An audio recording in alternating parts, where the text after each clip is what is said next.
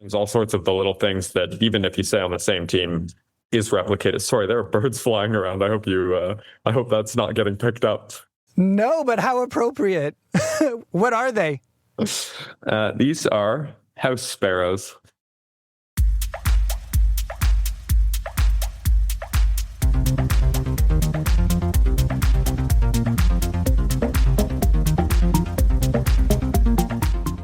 Welcome to the Canadian Cycling Magazine podcast. I'm Matthew Pioro, and with me is feature writer Jake Williams. Welcome, Jake. Hey, Matthew. Thanks for having me. Super excited to be here and chat with recent cycling's goings-ons.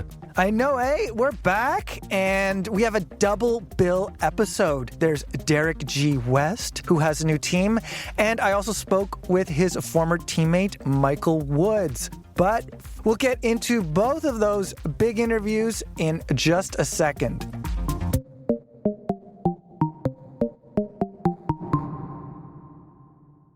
Jake, let's talk about some of the recent racing. We're sort of in the home stretch with cyclocross. Worlds is just around the corner, and the various series are wrapping up soon. And at the same time, road racing has kicked off in Australia with the Tour Down Under. Yeah, it's that sweet spot in the calendar where, you're having one season wrap up, you're having another season starting. This winter I did put a second mortgage on my home and got a Flow Bikes account, so I'm really excited watching a whole lot of racing. A cyclocross campaign that honestly started off really exciting with battles between guys like Thibaut Nies and Cameron Mason, and now the big dog is back. Mathieu van der Poel, he's out winning, and this last World Cup win was kind of like what he always does, makes cyclocross boring for the men's elite field. What did you think of what he's up to? Yes, watching him roll off the front has a certain deja vu all over again. But I thought it was really interesting, and this is the biggest backhanded compliment that you can give Thibaut Nies and Felipe Orts, but watching them race was pretty fun, especially Thibaut Nies waving Felipe Orts like to follow his wheel. At the end of this is the Benidorm World Cup, of course, that we're talking about that happened recently. In Spain, it is Orts' home race. And seeing him cross the finish in third and doing a wheelie, not as good as Van der Poel's wheelie, though, doing a wheelie and just totally celebrating was kind of funny, but kind of understandable. Exactly. Yeah, you don't see too many third place celebrations. However, I mean, when you're best of the rest like those two were, I guess there is something to be celebratory about. And I mean, an interesting course. There was clay, mud, there was gravel, there was road. I saw some grumblings from some of the racers going into it, complaining about things. But I think all in all, everyone was in a good mood. It's warm. After the race, Van der Poel is joking about how his teammates on the roadside, Jasper Philipsen, would get lapped if they tried cyclocross. I think kind of precluding to the fact that a lot of his road racing teammates maybe look at cross in a way going, oh, hey, I could do that. And Van der Poel's going, well, maybe you could, but you probably can't. So yeah, I loved all the back and forth there. And you're right, leading into World Championships in Hulst will be a more, I would say, traditional affair given what we're approaching. But cyclocross has been good, but road is here too. So I'm excited about that. What do you think?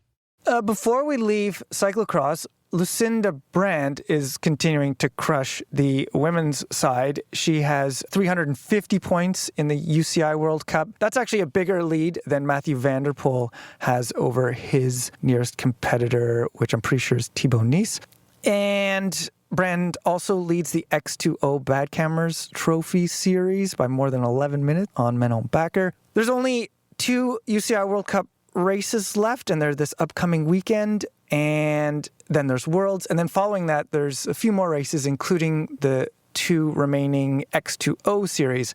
I mean, pending something crazy, it looks like Lucinda Brandt has those series wrapped up. And having just said that, we have a long, proud tradition here on the Canadian Cycling Magazine podcast of jinxing things. So sorry, Ms. Brand, if my predictions go awry. I don't even know if the CCM jinx could hold Brand back. Oh, I love that. Just an absolutely unreal season so far. With the troubling news earlier in the year of our current world champion Femme Van Empel not racing, it opened the door to her. And yeah, I mean, just an absolute campaign she's been on. It's been fun to see her fellow countrywoman, Celine Del Carmen Alvarado, challenge her. But yeah, hers to lose, it seems like. All right, from one warm cyclocross race to a pretty darn warm road race in Australia, the Tour Down Under. The women's edition wrapped up recently, and it was a 3-stage affair, and the final stage was pretty exciting. Would you agree? Super exciting, super exciting. I mean, you know, the end resonating with a lot of EF fans as they basically saw that on the men's side last year at Dwars Door Vlaanderen. No, I know what you mean. This is... I've said deja vu all over again, and I'm going to use that phrase again because with EF, last year on the men's side at Easy Post, we saw Nielsen Paulus just punk 3 Visma Lisa bike riders at the finish. And now Noemi Rug pulls I guess you can't really just, pull that play out when you need to, but she came to the line with 3 UAE Team ADQ riders. They were no slouches either. We have Mavi Garcia, who's won a Tour de France Femme stage, and also Dominika Wlodarczyk, who was 4th at the Tour de France Femmes, and they also had a teammate, Paola Blasi. And then Noemi Rug just takes the win and shuts it down in the final 200 meters, I think it was. Yeah, I mean, there was plenty of looking around, from the UAE riders, which is a telltale sign that maybe, a little bit of disorganization there. And I would say, yeah. Rug was just on one and just finished them off. It was great to watch, and her celebration was fantastic too, because as Palace was last year, I think she was just in shock. Obviously wearing the number 1, and she's a marked rider, but at the same time, I think she was just impressed with what she was able to pull off there. And there were other storylines in that, let's say in the final 20 kilometers. For a while, Canadian Sarah Van Dam was the virtual leader on the road. She picked up some bonus seconds in a sprint, and she was gunning for the win. She spoke to another outlet after the race and revealed that she was pretty disappointed, but it was a fantastic race by her. And of course, we saw the world champion, Magdalene Valliere-Mill, helping to keep her teammate, Rug, in the race, doing some work at the front of the peloton to pull things back when Rug fell off the leaders, or the lead group. Amazing. Yeah. And for Sarah, just to wrap it up, finishing 5th overall is, super impressive, but you could tell she wanted more for sure, which is exciting for to watch her season, because last year at the beginning of her year, it really didn't start off very well. So I think we're excited to see what she could do. Yeah. Wait, last year was the broken collarbone? I believe so. In Adelaide? Yeah. She got hit by, on a training ride, she got winged by a wing mirror. And then Olivia Barry was active early in the race. She took an intermediate sprint, and she was well positioned in the GC at the beginning, finishing in the end 13th overall. To go on to revisit the CCM Jinx, we're recording ahead of the women's one-day race in Australia, and I'm sure that we're going to have to drop in an update because I'm sure one of the Canadians will do well because we've recorded things in advance. Well, I called it. The day after we recorded, Maggie Coles-Lister won the Santos Tour Down Under women's one-day race. The event came down to a sprint. Coles-Lister took victory ahead of Noemi Rug and Marta Lach. Coles-Lister's win is remarkable for a few reasons. It's a significant Pro Series win.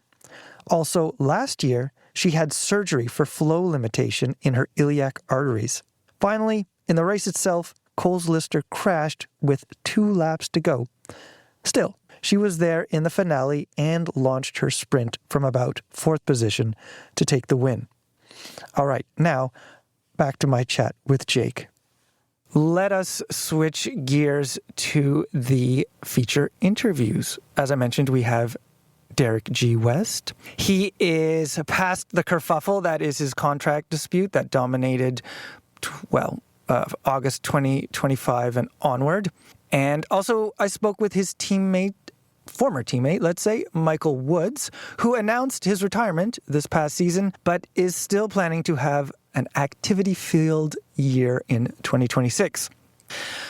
When I spoke with G, he was at the team camp, the January team camp for Lidl-Trek. A lot of onboarding was going on still, if you will, because he was such a last-minute signing. He couldn't do a lot of stuff at the December camp. He was still getting bikes this January.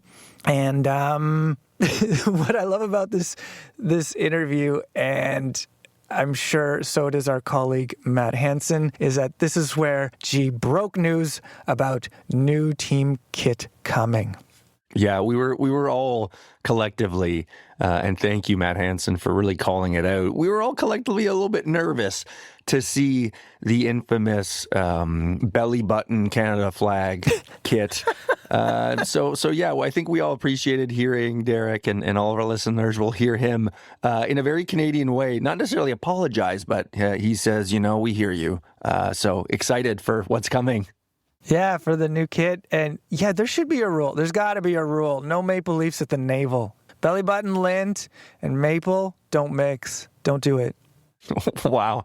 And before we get into this interview, I will just mention that it had a very appropriate interruption for Derek G. West. Here's that interview. Derek G., welcome to the Canadian Cycling Magazine podcast. Where are you right now? I'm currently in Denia, Spain for the January team camp. Now, this is your second team camp with Lidl-Trek. It was in the same location, I believe, in December? Yep, same place. And what's the role of this camp compared with December's?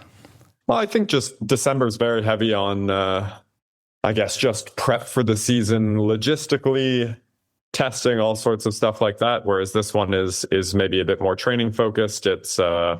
It's much closer to the racing, so just some more benchmarking and things like this. And I think it's probably the last time for the year that you get the whole team together.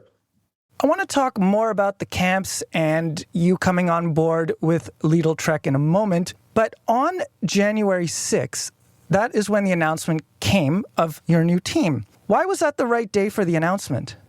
Oh, there's just a whole bunch of paperwork and usually all of this is done far in advance, but joining the team really late, there's just then there's holidays for paperwork for registering a rider and all this. It takes some time.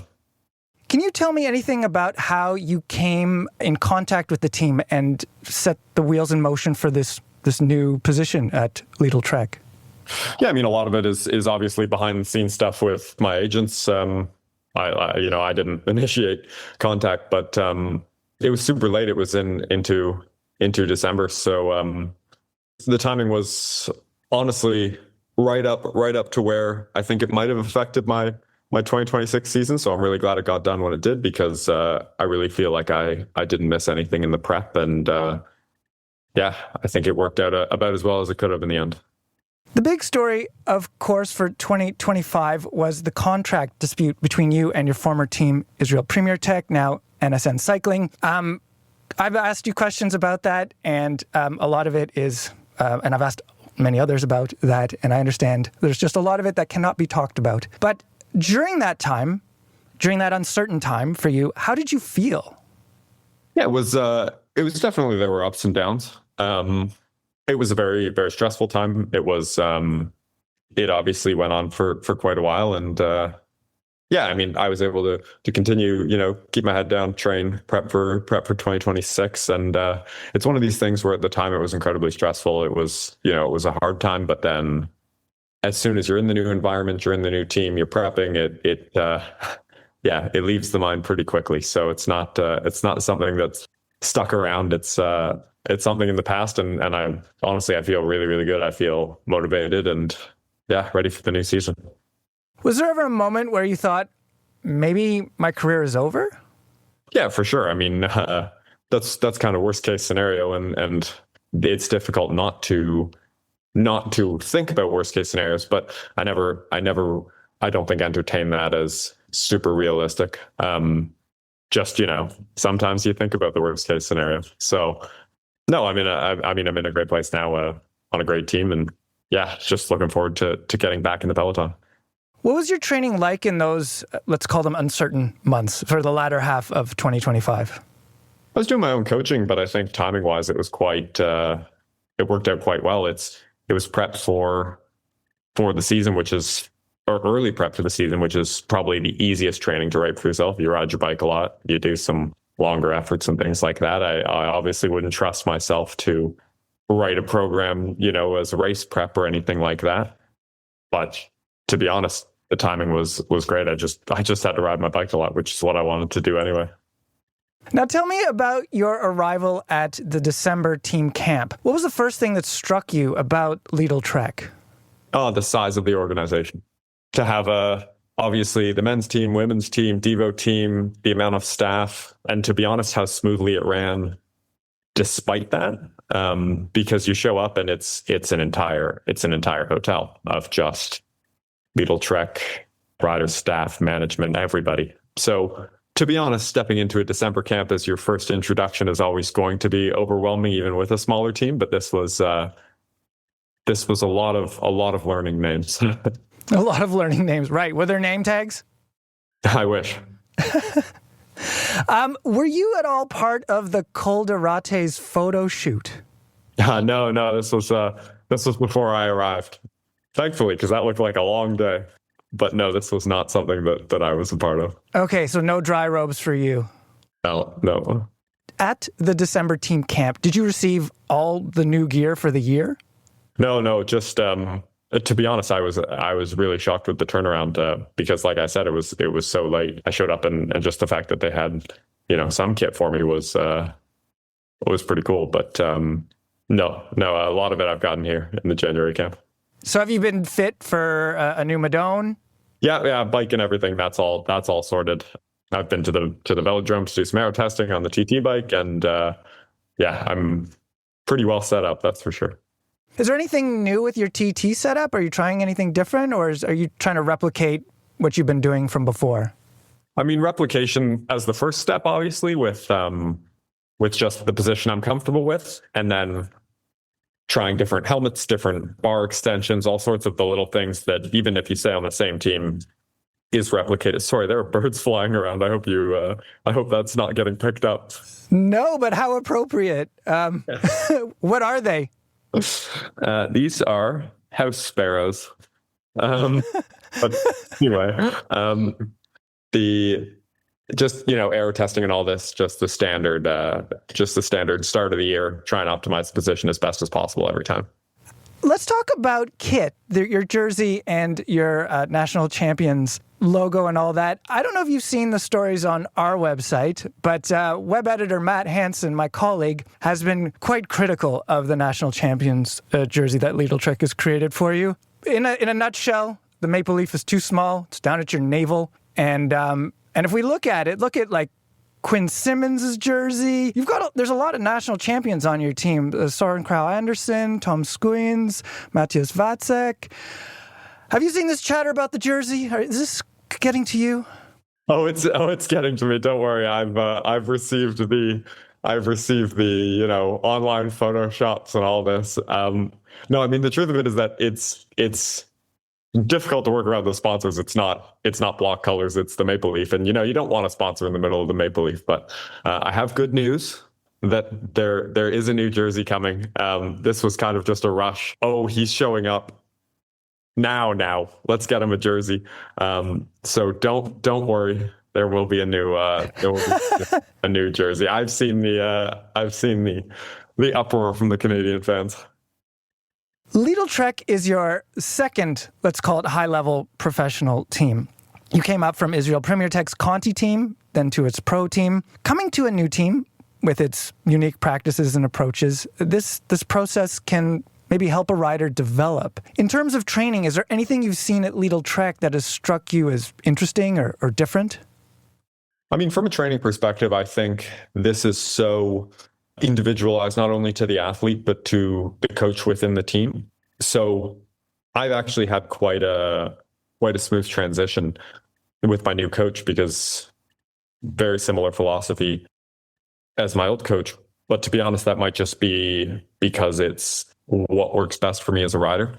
but I don't think that any pro team would have a standardized, this is how we train, because there's such massive discrepancies between rider styles. To every pro team has multiple coaches who each have their own, distinct way of doing things. So no, I would say there isn't some massive jump out of how I've been training differently. Obviously there are differences. There always is, but no, it's not some glaring brand new coaching philosophy that, could have me take 2 steps up or 3 steps back, Is there any technique or something that you're working on, like a skill, I don't know, or a feature, a physical ability that you're trying to bolster? Yeah, I mean, I've said before, I think as a GC rider, I don't have any glaring flaws, but also no glaring, this is what makes me good. And that's a really nice place to be in, because then I can chip away everywhere. I have room for improvement, I think, across basically all disciplines of GC riding. And I think that's a nice place to be in, because then I can, draw on expertise from all the different ones. It's not like, oh, I'm the best climber and I can't ride a TT bike or something like this. So it's definitely just a work in progress. And yeah, we'll see where it goes month by month, year by year. Or day by day, as they say. Are there certain riders on the team you've been riding with more or spending more time with? Not really so far. Actually, it's been really nice. It's been a good mix of everybody, which is good on a new team when, it's a bit overwhelming. Don't know many of the guys here from before I joined the team. There's no old teammates or anything like that. So it's been actually really, really nice to get to know everybody a little bit. And then I'm sure as the racing starts, as the season goes on, inevitably you end up kind of with the same group of people who match your calendar. And yeah, I'm really looking forward to that as well. You've raced against many of these riders and probably developed impressions of them from within these races. Has any of these impressions changed as you now see these riders as teammates? You've maybe, chatted with them at the dinner table, that kind of thing? No, I mean, honestly, all the first impressions were great. To be honest, the only one I raced against pretty consistently was Giulio Ciccone. I kind of went back and forth with him in GCs since mid-2024 when I started racing them. I always respected the way he raced. He was a very different rider than me, much punchier, much more explosive. So actually, it's really, really cool to get to be teammates with someone who you've kind of gone back and forth with for, probably 4 or 5 stage races. And that's pretty cool. I can't wait to race with him and not have to worry about him. Maybe have that punchiness complement your riding instead of work against your riding. Exactly. Has there been any welcome activities, initiation things, or even pranks pulled on you? I missed the off the bike team camp in Germany at the end of the 2025 season, but I guess as rookie hazing, I did have to ride around Denia for a little bit at the end of last camp with a get up on. I had Was it the Lidl-Trek sweater? No.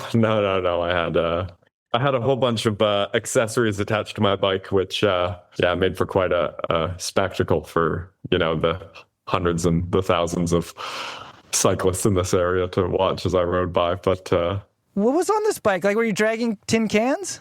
Oh, I had just some streamers and whatnot, just enough for me to look a little bit odd riding around. Interesting. Okay. Your season ahead, how much has the team and how much have you and the team planned your race schedule?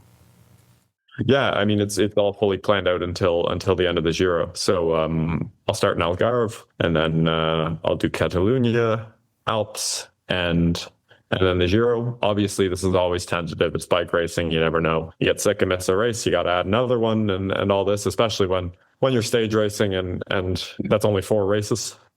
So each one is pretty crucial. But that's the plan for now, and then after that, up in the air. That's for thinking about after the first big goal of the season. And at the Giro, will you be the GC rider for the team? Yep. So I'll be the GC guy at the Giro, and then obviously it's split with other ambitions. Obviously, there's sprints and stage hunting and all this, and I'm actually excited to be a part of a team that has such a wide scope to find success at these races. As you said, it's planned out until the end of the Giro, but I guess, would you like to go back for nationals? Do you think you'll be able to defend the jersey this year, or might the schedule, I guess it depends on if you're tapped for the Tour, possibly. I would love to go back for nationals. I imagine the plan is right now is to go back for nationals, and that's something that I really like. It'll be interesting, There's obviously a much more diverse group of teams in the men's race than there has been in the past. So obviously it depends who of the other Canadians does the Tour versus comes home for nationals, but it should make for actually some really, really exciting racing, I hope. Have you broached the idea of coming back here for the Grand Prix in Quebec and Montreal? Have those discussions happened at all? I actually don't know, but I would love to. To be honest, either way, I'm fine with it because I'll be there for Worlds, and Worlds is going to be something special, I think. I'm really, really excited for a home Worlds, especially obviously Canadian world champion on the women's side. Montreal's only 2 hours from where I grew up. I think it's going to be a really, really special event. Yeah, I think we're all pretty excited for that. Do you know if you will be riding in service for other riders throughout the year? I guess it depends. You're building to the Giro as the GC guy, but has there been talk about you riding support? No, I mean, to be honest, it's not something that we've discussed. I'm always willing to. I think that's also a really cool part about this team is that, you have guys who their ceiling is the top of the sport. So that's something that is also really appealing to me, to get to race with those guys. And yeah, no specific race yet, but that's definitely something that over the next 3 years, I'm definitely keen to be a part of. All right, Derek. Well, congratulations on the new team and all the new adventures that are coming. I hope we get to chat again this season. We hope so too. Thank you, Matthew. And that was my interview with Derek G. West. We got the skinny on the new kit, which is coming out, I guess, soon. I need to follow up with the team to find out when that's happening. And it's exciting to hear that he will be going back to the Giro. That really, really does seem to be his race from his breakout Giro, where he had all those seconds to finishing fourth last year. Very exciting. Yeah, and confirming that he's leading it, obviously, this far out, it gives him a lot of time to prepare. And I liked him talking about not having to race some of his new teammates, which, is always exciting. I'm sure when you move around different teams, there's certain guys you're like, man, I wish I was his teammate so I didn't have to chase him up that climb. So should be a good one. There's only the problem of Jonas Vingegaard, who is likely going to be at the Giro, but we'll see. Yeah, he's pretty good. He's pretty darn good. Someone else who's pretty darn good, Michael Woods. Although he didn't have a very good conclusion to his season or his road career, because he was supposed to race in Montreal at the Montreal Grand Prix. But he goes into, in this interview, I should maybe warn listeners, he goes into a bit of detail about the hernia that was troubling him at the time. So brace yourself for that one. I do appreciate his candor because, it feels like the whole, I'm sick, I've got a hernia, comes out of nowhere. But he was suffering from it or with it for a while. So he really couldn't race at that race in Montreal. With his season coming up, he's switched gears more to the privateer thing. When I heard about this, I confess, I feel like you did too, Jake. You had a bit of a eye roll with okay, now he does gravel. I mean, it's the path, but it's exciting. I feel like the way he's doing it adds a little bit of something. It's piqued my interest, and I don't want to give too much of it away, but it feels like his forays into gravel and other endurance events have a research component to them, almost immersion journalism that only someone of Michael Woods' abilities could undertake. It's exciting given his previous, we'll call, editions of his blog, I think might play into things. So getting his complete side of things is going to be super exciting, given how big his motor and engine are. I guess those are the same thing, but also given his ability to just communicate what he's going through. I want to add a note because as I was listening back to my conversation with Mike Woods, we got into one section where I feel like we were just talking about details rather hurriedly and not giving people enough context. The name Hunter comes up. Now, for people who don't remember, Hunter was Michael's stillborn son who that tragedy befell the family in 2018. But it was because of this tragedy, or out of this tragedy, led to Michael's success at the Vuelta that year. Michael and I have talked about it on the pod. I've written about it in the magazine. So I think that's why we just kind of skipped over a few details. But just to give people context when we get to that point and mention Hunter, and also Michael's DS at the time, Juan Magarate, was in the team car giving Michael encouragement, saying, do it for your family, do it for your family. It's a really moving story. But we kind of skip over it in the discussion. So before that, I just wanted to give people that background for when they get there. Other things to note before this interview is the Olympics. The Winter Olympics are coming up. And, Michael Woods might have a path to the Winter Olympics that, we get into that too. So listen for that in this interview with Michael Woods. Michael Woods, welcome back to the Canadian Cycling Magazine podcast. Thanks for having me. Michael, you retired from pro cycling, but your Strava shows that you are quite active. I want to get into all the details of those activities a little later, but can you tell me a bit about these activities? What am I seeing in your Strava timeline?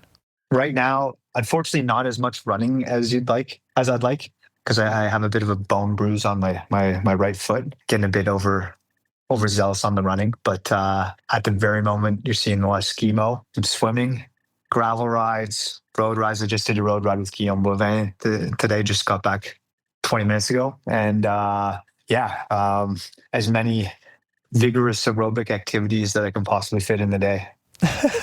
And some virtual stuff as well? Definitely. I told myself that I probably wouldn't be hitting the lap button much after I retired, but I do enjoy suffering, and it's hard to find group rides and indoor in the dead of winter. So doing the Zwift races has actually been fantastic for that. All right. We'll unpack a lot of these activities because there's something behind all of them. Yes. But before we get to that, I want to go back to the last season, the season that was in 2025. On August 18th, on your blog, you announced your retirement from professional road cycling. One of the factors that led to you calling it a career was the dangers inherent in the sport. But the part that really struck me was the following, and I'll quote, "For the past 5 years, I have avoided giving my kids kisses when I pick them up from school in an attempt to prevent getting sick before a race," unquote. Now that one hit me because I know you have 2 kids, 5, almost 6, I believe, and 4. Yeah. And I remember when my kid said, before going to school one day, said, "No more smoochies at school." Like, fatherhood has phases that come to an end. So my question is, has the role of being a dad gotten easier with retirement? 100%. Way easier. I think being a father, a good father, and a top-end GC leader as a rider, particularly if you have 2 kids, but so if you have 1, is almost impossible. It's a really big challenge, especially now, to be at the top of the World Tour in the GC role with the relegation system the way it is. You're paid and you're expected to perform at the highest level all year round.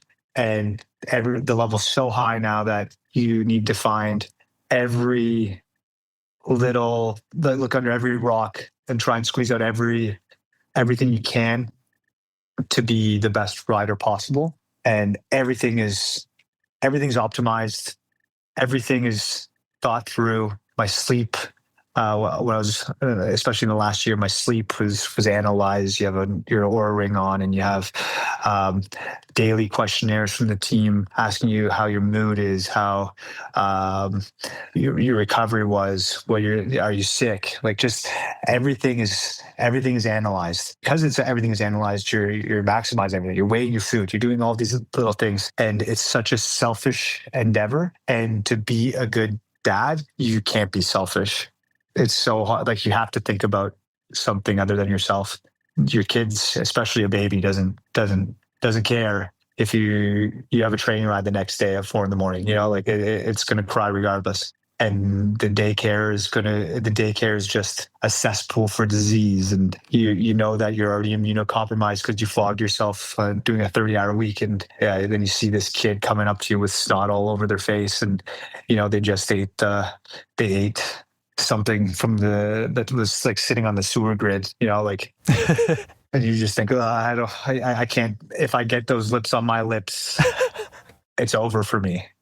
Yeah, it's an awful feeling. It's not a good feeling knowing that you're thinking about yourself as opposed to your kids. And for the last 5 years, I've definitely tried to have the perspective that this is for something greater. Like, in the long run, I will retire. I'll be a lot more present as a dad, and my kids will have opportunities and a life far greater because of that 5-year commitment that I made. And it wasn't like it was a massive sacrifice because I was still also doing something that I loved and was super cool.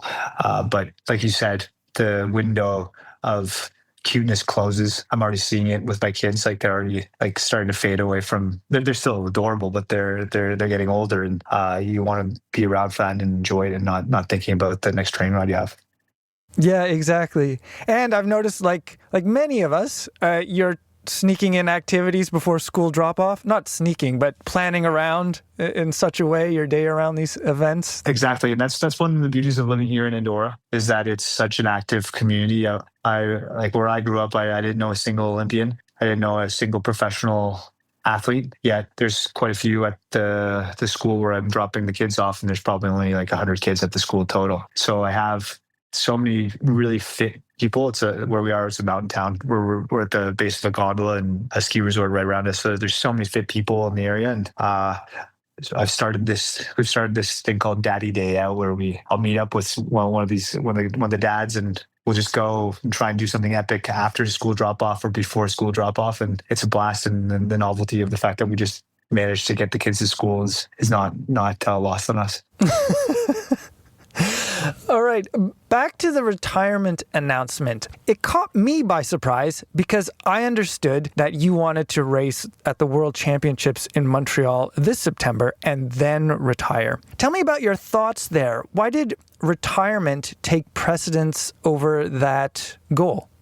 Yeah, that certainly was a big goal of mine. And I don't think the window is completely shut on that. I'm still staying in great shape. I'm gonna have to see how the next year goes, but and how the other top riders in Canada are going. But so I don't think it's impossible for me to do the World Championships at the end of the season if I manage to stay in shape. And like I said, there's not six guys that are better than me, or at least I feel that they're better than me. But it's not probably a high probability that I will do the World Championships, and that was hard. That was hard to make that decision. But last year, at the way the season ended, I just wasn't healthy enough to really even conceptualize doing another year in the World Tour. I had a lot of health issues, and that on top of the crash I had last year, and like we talked about earlier, just seeing my kids grow up so quickly. I just couldn't wrap my head around doing a full World Tour calendar for 2026. Last September, your final race was supposed to be the Grand Prix Cycliste de Montréal. And 4 days before that, this goes to the illness you mentioned. The news came out that you were ill and needed surgery for a hernia. Looking back, how do you feel about that quote-unquote conclusion? Oh, it was lame. It was totally lame. I had a funeral without a casket. Like, I had this, I finished the tour and I was in such good form after the tour. I didn't have the tour that I wanted, but I came out of it so good. And I was riding super fast, doing training sessions. I went back to Canada and was just flying on the bike. and I really felt like I didn't think I was going to win Montreal, Quebec, because Pogacar was there, but I really felt like I had a shot of competing for the best of the rest as I'd done the year previous. And I thought that would be the coolest way to end my career. I started racing. I like Montreal was where I really launched my pro career and put myself on the map as a top level rider, racing for the national team, and so it felt like a really good place to finish off. And being so close to Ottawa, also, and I love those races, so I really wanted to do well there. But I'd been nursing a hernia for the better part of 6 months, and I got a bit of stomach bug, which meant I was pushing a bit more on the toilet, and yeah, the hernia started popping out more. Also, the tour made it much more challenging to deal with. I wasn't able to push it back in, and it started to get. I was always staying out, and it was hurting more and more, and I just couldn't keep on pushing. Oh no! I had a lot of gut health issues because of it as well. Ultimately, I just had to stop riding. I couldn't be. I wasn't able to ride for longer than 3 hours. And the 2 weeks before Montreal, I realized that there's no way I was going to finish the race, and I didn't want to go there and just do a lap, right, and be dropped. It wasn't how I wanted to end things. So yeah, like I said, wasn't how I wanted it to end. But I have some big aspirations this year, and I'm still able to do what I love, which is ride a bike. And yeah, I'm in a good space now. Looking back on your career, actually, this next question comes with some help from Derek G. West. I asked him, what would you ask Woods in an interview? And he admitted that he wasn't sure what the highlight of your career would be. He's spoken to you plenty, but he wasn't sure what you'd say. And then after he said that, I wasn't sure either, because, there's some results to choose from. So what is the biggest highlight of your road cycling career? Well, I think as a result, it's got to be the stage without the Tour. It's just such a big race. It is the biggest race. It transcends the sport. People outside of the sport know about the Tour. I run into people even here in Europe. People know me because, just random people will be like, "Oh, you won that stage on Prud'homme." When I'm back home, it was a result that really stood out as well. But personally, I still think my best result was my first win at the Vuelta. That was just like an amazing moment for me. That kind of, I stepped up, and I'm really most proud of that one. And I'd say that, or maybe my third world champs. That would have been my short list as well. I remember your first Vuelta win, and as we've spoken before, that final 400 meters took forever. And it was so dramatic. And then the backstory to that you revealed with your kind of personal family tragedy, and how your DS, Juan Margarate, sort of leveraged that. It was an amazing story on not just win, but story all around. That one was particularly moving. Yeah, no, Hunter played a massive role in my career. I upped my level because of him. And yeah, that win was huge. Made me rethink how I was as a rider. And then shortly after, maybe a few weeks after, becoming third of world champs was incredible. That race, one of my most proud results, but also one where I just have also the what if question. I was sprinting for the win at the world champs and just cramped with 50, 60 meters to go, and had to sit down in that final sprint, and still wish I had taken some pickle juice or something like that a few kilometers earlier. But otherwise, I'm still really proud of that result. Your career last year came to a conclusion with the team Israel Premier Tech, which is now known as NSN Cycling. You're still connected with the team. Can you tell me what the connection is today? There's two connections, actually. One is I'm going to be an athlete mentor with NSN. I'm really well connected with a lot of the guys on the team still. There wasn't too much turnover from last year. I'd already been a mentor within the team for the last several years, both on and off the bike, and felt like a natural transition to stay on board and guide guys who are coming into the sport, guide guys who are coming into Andorra particularly. There's no book on how to be a non-European pro living in Europe. And I made a ton of mistakes when I first came over here, and ideally trying to help guys, particularly because NSN is such an international team. We don't have a ton of guys who are born and live in Europe. So guiding those guys and as well as giving just advice on how to train and being on the road with the guys and training with them as well. That's going to be my main role as a worker, but then also NSN is going to be sponsoring my calendar for next year. For the 2026 calendar, I'll have NSN on my jersey. I feel like I'm also well suited to help out guys as they come over because it wasn't innate to me. I started so late that nothing in the sport has come naturally to me. I had to learn it. And by virtue of learning something, I find you're much better at teaching it. Like my wife and I were talking about me skiing with my kids recently. And my wife was saying, oh, you should give them some lessons, teach them. Because I ski quite a lot, but I don't know how to teach it. I learned it as a kid. It's just natural to me. I don't really know how to explain how to turn properly, or I just kind of do it. Whereas on the bike, none of that is the case. Descending, I had to really learn. Racing tactics, I had to really learn. I knew nothing about racing when I first started. And so I think that helps me in giving guys guidance who are coming up in the sport now. On November 15th on Strava, you posted a 1-hour ride on the trainer. It was entitled Day 1, Bullseye Target Emoji 2026. What began that day? Yeah, so I started training for this big calendar that I have coming up. I'm going to be taking on a range of endurance challenges, whether it's gravel racing, mountain bike marathons, chemo, triathlon, trail racing, and maybe even a bit of road. I'm going to be trying to take on the best athletes across those range of disciplines and just see how I stack up. Yeah, I'm really excited about it. And so looking at gravel, I understand Sea Otter and Unbound might be on the calendar? Yes. Yeah, Sea Otter, Unbound, Leadville, ideally Ironman as well.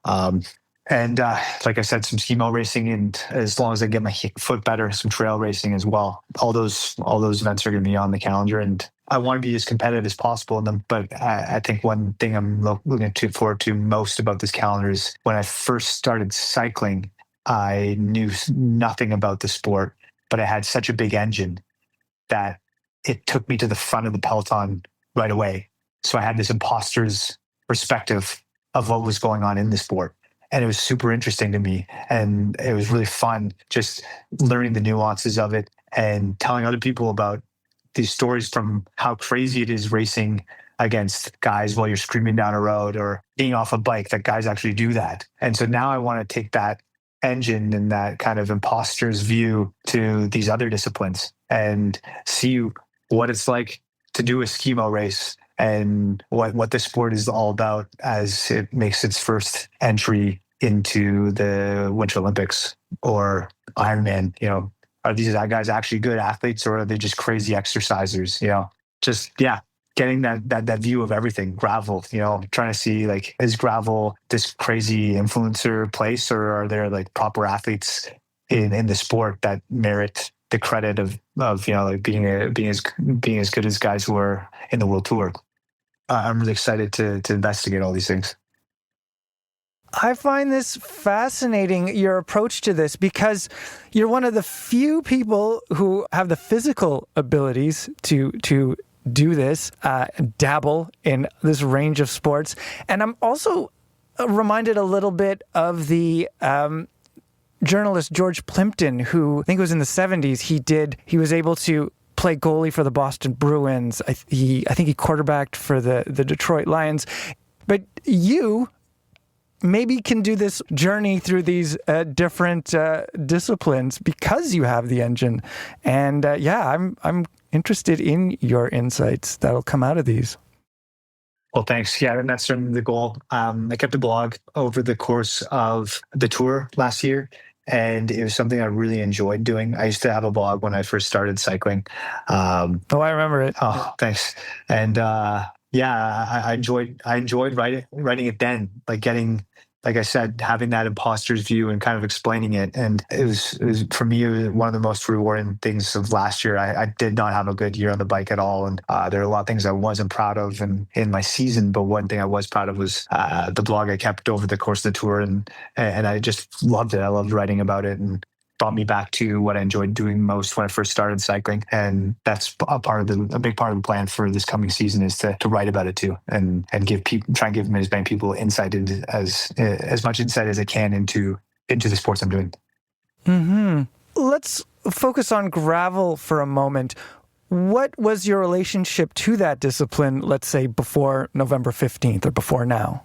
Well, just following it from afar, I felt like, particularly because I was teammates with guys like Lachlan Morton and Alex House, and I was on EF for many years. I got a passion for doing more exploratory rides and riding gravel, particularly before like everyone was on 40s, like just riding gravel. We'd ride gravel on 28s or whatever, and just loved it. And from that time on, and being introduced to like the Cannondale Slate when it first came out, goofing around on gravel bikes is something I've loved to do. Been a part of my training in the last decade. Paulo, my coach, and still is my coach, Paul Sadana, would give me gravel rides and a lot of other activities just because he knew I love to do a range of sports.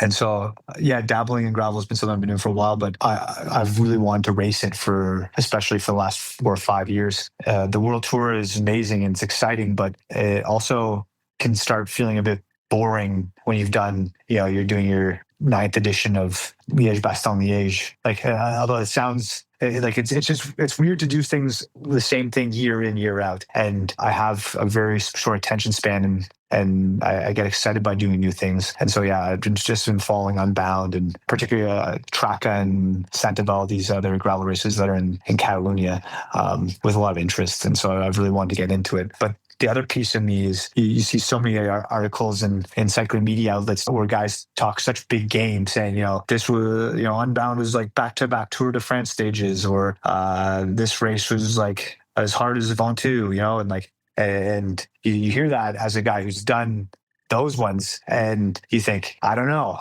maybe I need to do these just to see if that actually is the case.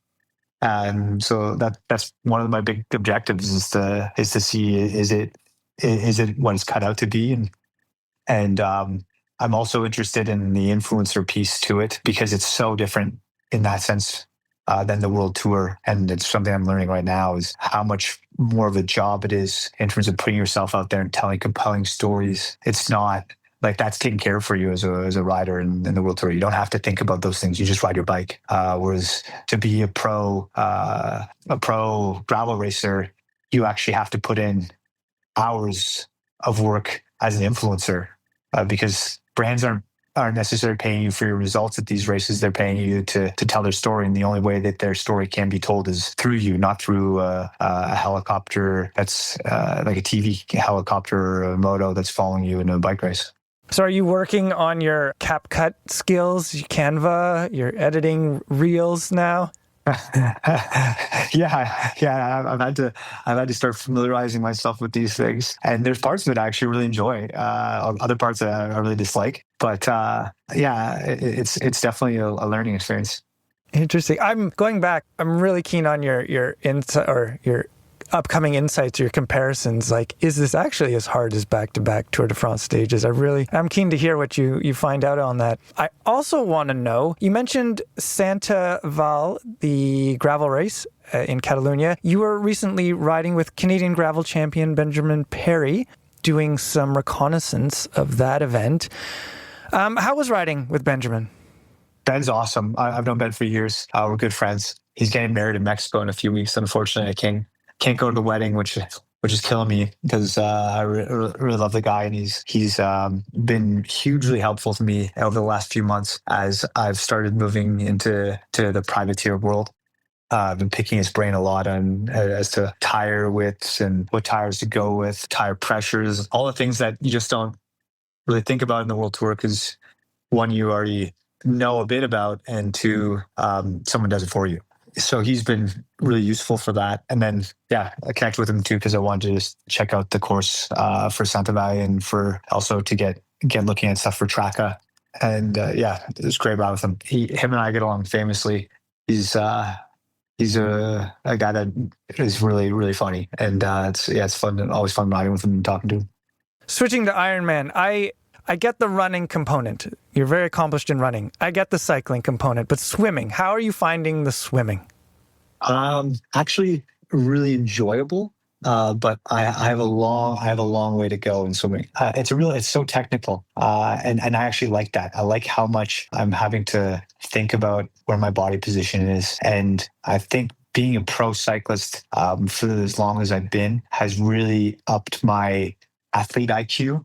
As a runner, it wasn't the same. When I first stopped running, I entertained the idea of doing a triathlon. I joined a swim club and I was getting my ass kicked by like 12-year-old girls.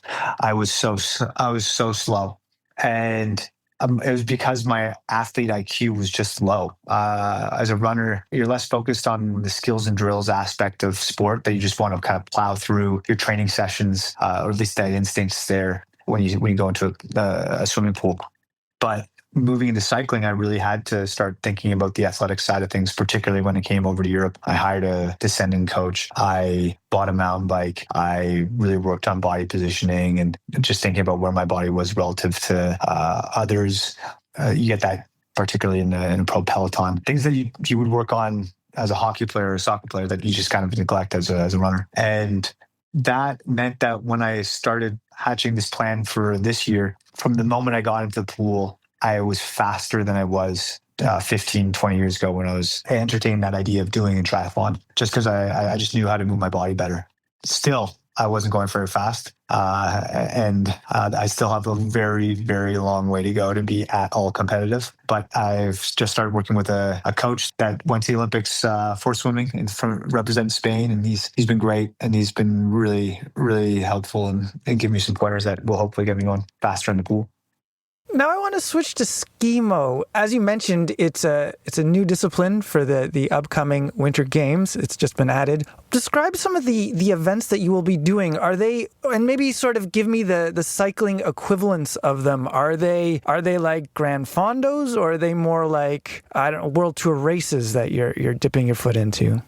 The first one will definitely be more of a Grand Fondo. It's going to be the Indoor Skimo Challenge, which is in Andorra, but it is relatively competitive and definitely epic in scale.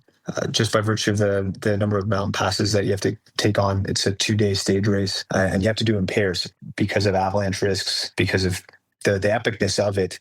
You do have to always stay within sight of a partner. So my partner is going to be Amund Jensen, former pro cyclist, raced for Visma, raced for Mitchelton, and just called an end to his career as well. His son also goes to the same school as my kids, so it's been real nice to kind of hatch this plan with him and think about tackling the Indoor Skimo Challenge. But the other one that's I'm hoping to do, likely not this year, but the year following, is Pyramenta, which is considered the Tour de France of Skimo.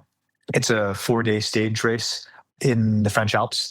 And they call it the Tour de France in Skimo, and I want to see, is it anything like the Tour de France? Is it like, is it fitting of that title? And that one is particularly competitive. But the first step is just trying to survive the Indoor Skimo Challenge.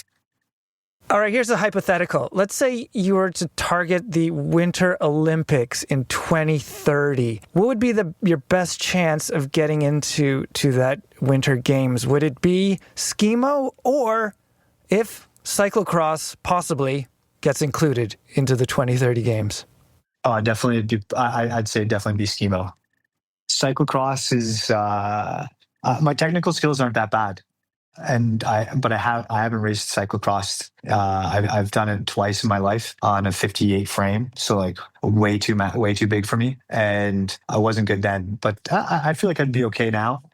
However, I think I'd actually have a better chance in skimo. Skimo is so much more catered to my skill set, which is going up a mountain fast, and my downhill abilities are quite strong even on the skis.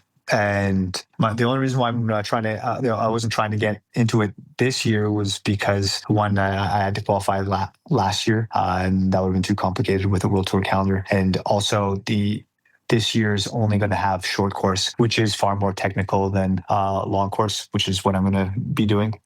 short courses, you have to be really good at your transitions, really nail transitioning from getting on and off the skis. Something that I'll need to work on if I want to be going for it in 2030. But I'm just hoping that in 2030 they'll add the long course to the Winter Olympics. Oh, that's wild. So I don't know short course skimo very well. So I believe you're running up with your skis. Is that true? No, so they're much shorter. The race lasts between 5 and 15 minutes, and you're basically sprinting up a hill. You have zones where you ski, zones where you take the skis off. You have to run because you can't ski. And then you bomb down this run. They're quite quick and quite explosive. Super fun to watch, actually. But I think they'll be a nice addition to the Olympics. I think skimo definitely belongs in the Olympics. It just makes sense to me in the sense that you're conquering a mountain and then seeing how fast you can get down it. And I think the long course would be really, really special to have in the Olympics in the future, just because it's more of to me it seems like it's more of the pure version of skimo. I love that idea of taking off your skis and running with them. It's like the cyclocross of skiing almost with that move. Yeah. And technically these guys are actually quite incredible. If you watch videos of them, they're quite quick at getting on and off getting the skins on and off and manage their equipment super fast. Apart from results, maybe, what do you want out of this retirement year? I'm reminded of your friend Phil Gaiman's worst retirement ever. This sounds like not retiring. But what do you want out of this retirement year? What are some of the indicators of success? That's a great question. I don't even know yet. I think part of this is just a midlife crisis. I'm turning 40. A lot of these events are bucket list items for me that I want to do. And yeah, I'm really hoping to get some discovery from this. What I do know is that the most fun part of my life has always been when I've challenged myself and done something new and stepped outside of my comfort zone. I did have a contract with NSN for this coming year, and I felt particularly like going into this season, if I'd raced the bike, it would have been a disservice to that idea of challenging myself, because I know if I'd gone into it, it would have been more me just going through the motions, treating it more like a job as opposed to this adventure. And so I'm not sure what I really truly want to get out of this calendar, except for the fact that I want to challenge myself. I want to explore new things and just enjoy that, as cliche as it sounds, the journey. Well, Michael, I look forward to following your adventures in the year ahead, and thank you for your time, as always, and maybe we'll be in touch. Retirement doesn't seem to mark an end in any way. No. I mean, there's no finish line in life. Oh, there you go. Until, you just die. That's the finish line. So that's the finish line. So you might as well keep on racing until you go, All right. Thanks, Michael. Talk to you later. Bye now. Thanks, Matthew.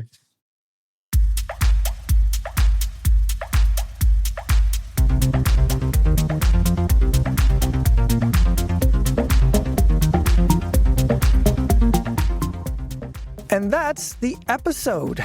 It's written and edited by me, Matthew Piaro. I had help from Jake Williams. Thank you, Jake.